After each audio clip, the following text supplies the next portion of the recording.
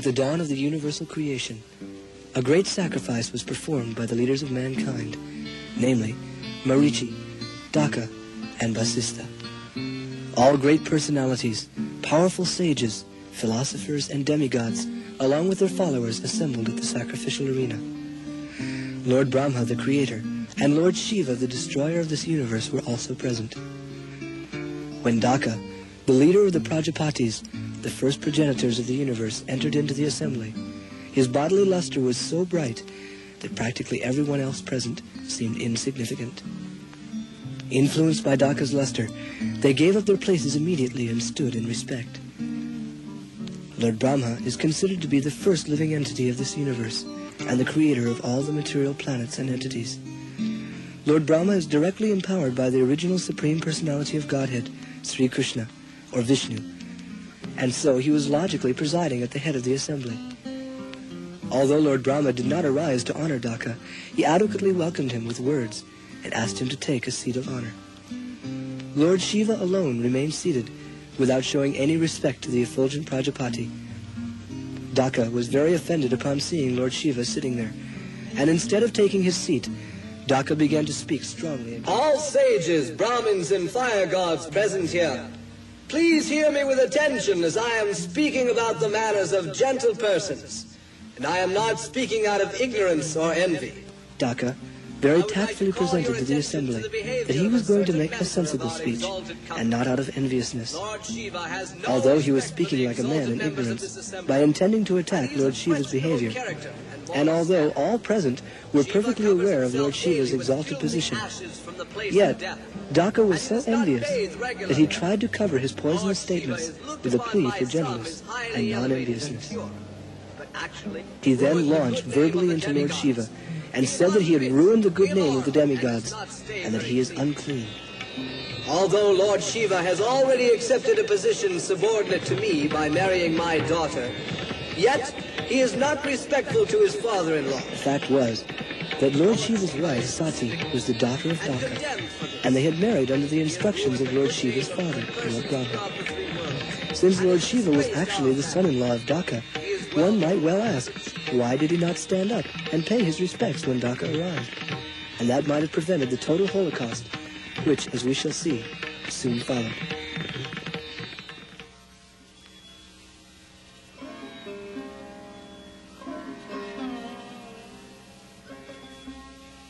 The answer is that at the time Daksa entered, Lord Shiva was meditating, as he always is, on the form of the Supreme Lord who dwells in the hearts of all creatures.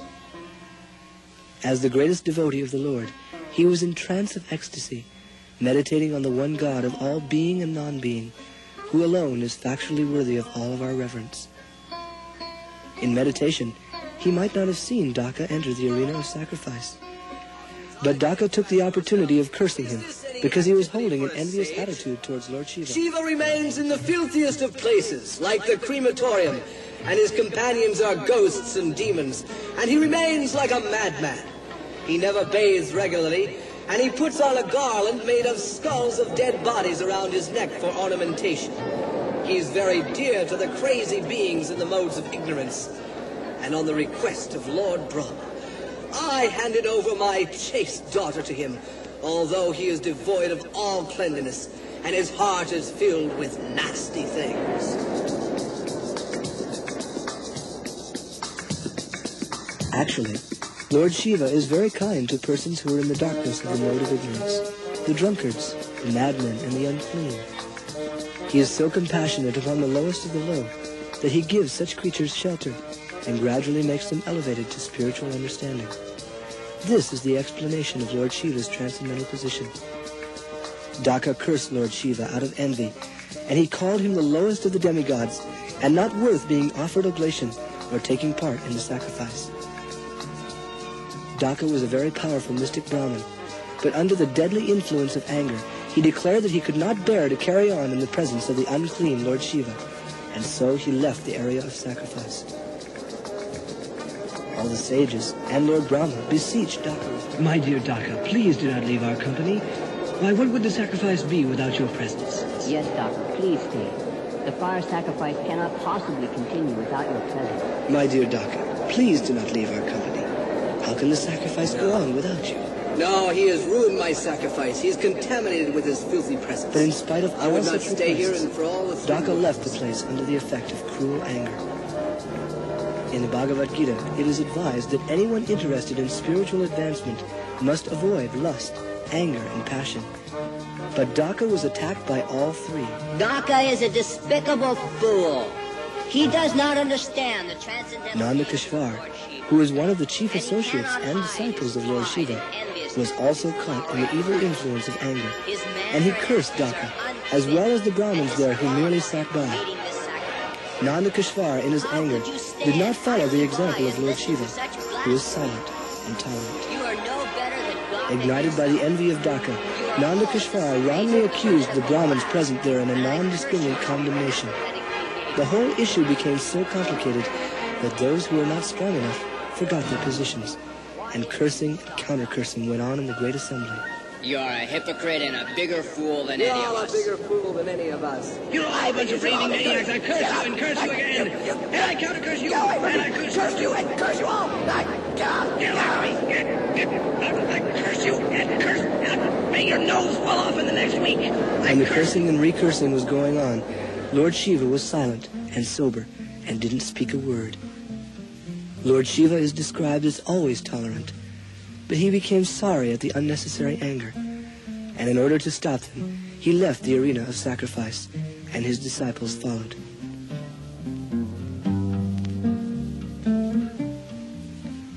Thereafter, Daksa began another performance of sacrifice, and he deliberately did not invite Lord Shiva.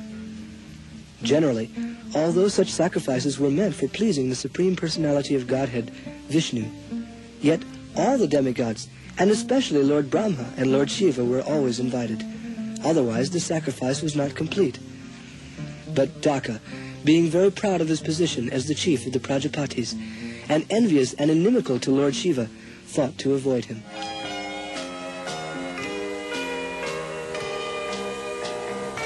Many sages and demigods from all parts of the universe, with their wives nicely decorated and dressed, were attending the sacrificial ceremony.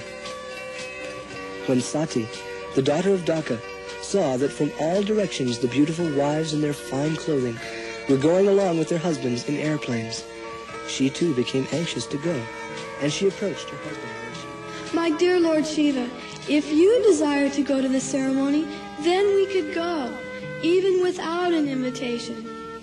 Being a woman, I have some attachment for dressing up and participating in nice social functions. I love to meet my relatives and friends in the assembly. I know you're a different personality and are not interested in material enjoyment, but I am not so transcendently advanced as yourself, and therefore I have a strong desire for a nice social family gathering. So I am begging that we might dress with ornaments and go there like the others. But on hearing reference to Daksa's sacrifice, Lord Shiva remembered the heart-piercing, malicious speeches delivered at the last sacrifice, and he became sorry at heart. My dear wife, as soon as you would reach the house of your father, Daksa would become angry with you, although you are faultless. Therefore, I forbid you to go. As my wife, you would certainly be insulted by Daksa and his followers, and such insults would be equal to your death. All right. Finally, If you do not let she me go, forcibly then I left her shall go husband's alone. protection You and never started take out me alone anywhere in towards the world. Daksa's house. We will see if you're When Lord right. Shiva saw that My Sati was father bent did on not feel going, like that. he sent his men with her, and he also followed, seated on his bull, and accompanied by thousands of disciples. When Sati reached Daksa's house, she was greeted only by her mother and sisters. Daksa, her father, completely ignored her. On account of her association with Lord Shiva, he forgot all his affection for his own daughter. Such is the material, familial conception of love, that even by the slightest provocation, all intimate affection is gone, and a whole relationship is finished.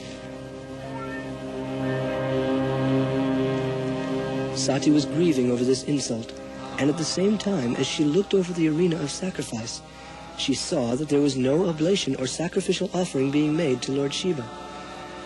Whenever one offers oblation in the fire, Lord Shiva is one of the demigods honored by the chanting of the sacred mantra, Namah Shivaya Swaha. But under Daksa's instructions, the Brahmins deliberately omitted Lord Shiva's offering and were not uttering that mantra. With this, she became doubly insulted. Lord Shiva is the friend of all living entities. He fulfills all desires of the common man, as well as the higher personalities who are seeking after transcendental bliss. You think yourself superior to Lord Shiva as his father-in-law, and you call him inauspicious for associating with the demons in the burning crematorium, with the locks of hair thrown all over his body and garlanded with human skulls. But greater personalities than you, such as Lord Brahma, honor Lord Shiva by accepting flowers offered to his feet. So you do not know that he is always transcendental. He must be. Otherwise, why should such a person like Lord Brahma worship him? It is written in the Veda that Lord Shiva is one of a kind. He is almost as great as the Supreme Lord himself. Offering many arguments based on authoritative Vedic information, Sati, as a chaste wife, faithfully defended her husband from the slander of her father, Daksa. Sati was not merely talking. She was deeply mortified to be so intimately connected with Daksa, who had committed so many offenses at the lotus feet of Lord Shiva. I am therefore connected with you and very much ashamed. I shall not any more bear this unworthy body which is received from you who have blasphemed Lord Shiva. If someone takes poisonous food, the best thing is to throw up. Therefore, I shall give up this contaminated body. Being the source of her unhappiness, Sati decided to quit her body at once. Dressed in yellow garments, Sati sat on the ground, facing the northern side, and closed her eyes. She became absorbed in the mystic yoga process. She took the required sitting posture, and then carried the life air upwards towards the navel, and gradually raised it to the heart, and towards the pulmonary passage. And from there, she raised the life force between her eyebrows. Meditating on the lotus feet of Lord Shiva, she became cleansed of all taints of sin, and then quit her body in blazing fire. When the body of Sati was annihilated by fire, there was a great tumultuous roar heard all over the universe. Most astonishing was that Daksa remained disrespectful and unmoved by his chaste daughter, and made no attempt to stop her death.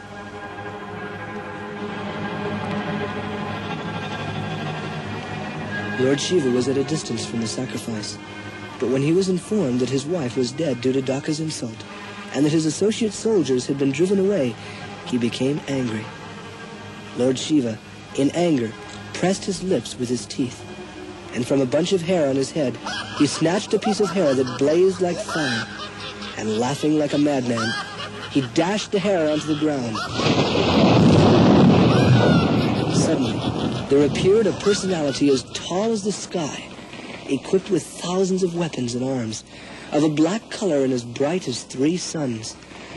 Lord Shiva sent this gigantic demon of personified anger to kill Daksa. Led by the demon of anger, his army swept into the sacrificial arena and prepared to plunder everything in sight. Seeing the approaching army, the Brahmins and their assembled women began to flee. The followers of Lord Shiva are described as running around the sacrificial arena with bodies like sharkfish. They pulled down the pillars of the altars, entered residential and kitchen departments. They broke pots and urinated on the sacrificial ground. Some of them blocked the way of the fleeing sages and shackled the women. 2 priests who had shown their teeth during the cursing of Lord Shiva had their teeth personally extracted by the soldiers of Lord Shiva, and a continuous shower of stones was set up, so that all the members of the sacrifice were in a miserable condition and running for fear of their lives. It is described that such horrible fighting was not exactly on an inimical basis. Actually, everyone present was very powerful, and they all wanted to show off their strength by Vedic mantra or mystic power.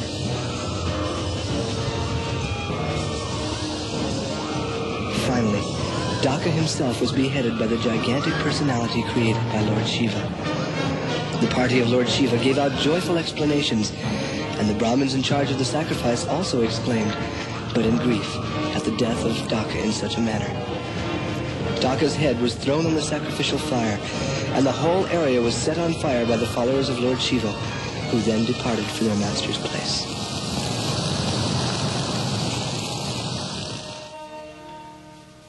Defeated and injured, The demigods, priests, and all members of the sacrificial assembly then approached Lord Brahma with great fear.